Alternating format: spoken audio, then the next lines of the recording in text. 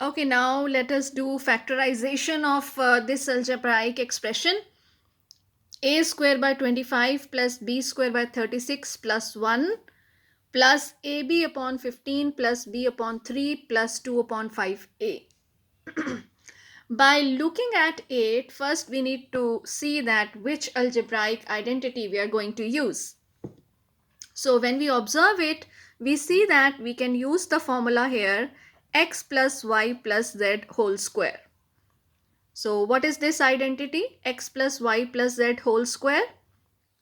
This is x square plus y square plus z square plus 2xy plus 2yz plus 2zx. Right. Now what we have to do is to do this question quickly. We will just see what is x, y and z in our question.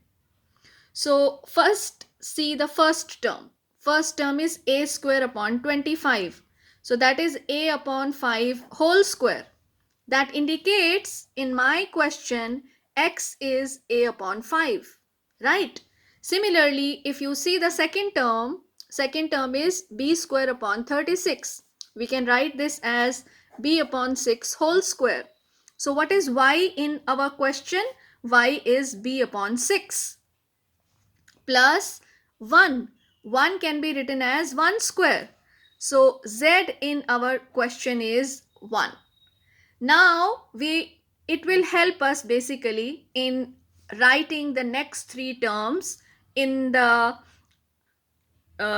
fashion in which the formula is given. So plus, you know that for getting this formula x plus y plus z whole square in the form x square plus y square plus z square plus 2xy, we need to write down the next term in the form 2xy.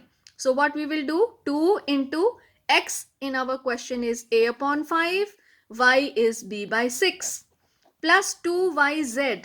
Y here is b by 6 and z here is 1 plus 2zx. Z is 1 and x is a upon 5. Now you will be surprised to see how beautifully all these terms have been arranged, and we can verify this also. You see this term, I am now taking your attention to 2 into a upon 5 into b upon 6. When you simplify this, you can cancel 2 by 6. So here in the denominator it will be 3 and 5 into 3 is 15, and in the numerator we have a into b. So ab upon 15. So that means this 2 into a upon 5 into b upon 6 is this term, ab upon 15. So this is rightly arranged. Now see the next one. 2 into b upon 6. That means b upon 3. See this b upon 3. We have arranged it like this. And the last term is 2 upon 5a. Let us see. 2 into a upon 5. That is 2 upon 5a. Is it fine? So this is equal to, now you tell me what will be the answer.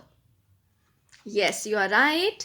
The answer will be x plus y plus z whole square. So x is a upon 5, y is b upon 6 and z is 1 whole square.